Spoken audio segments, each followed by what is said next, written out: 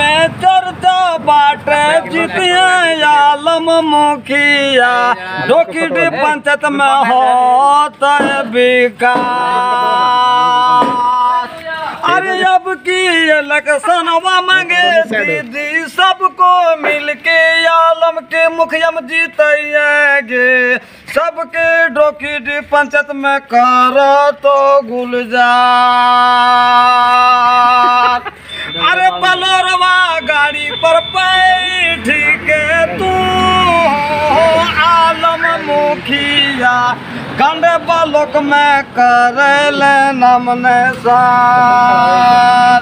अरे गाँव गाँव में जाके आलम दौरा करिया सबके हो सबके मोम के तरह पिघलैया हो मुखिया। अरे गली गली में चर्चा बाटे जीतिया आलम मुखिया डोकीडी पंचायत में करो तो विकास।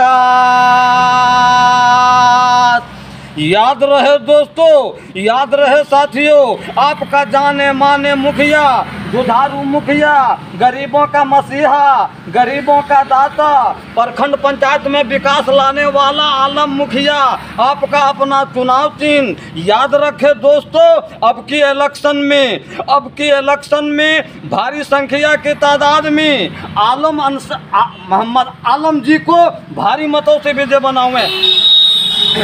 अरे सरद गरम के बुखारवा पकड़ तो बहिन दवाई खाए के जाइएगे बहिन के मोहर लगाइएगे।